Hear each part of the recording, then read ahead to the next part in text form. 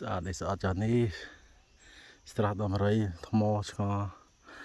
ហើយដូចក៏រូបចម្លាក់នេះស្អាតម្លេះក៏ទៅបុព្វបុរសដូនតាសម័យយើងមុនក៏ពិតជាខ្លាំងមែនតែបន្សល់ទុកនៅវត្ថុបុរាណដ៏មានតម្លៃមិនអាចកាត់ថ្លៃបានលើលោកតែមួយគ្មានពីរ original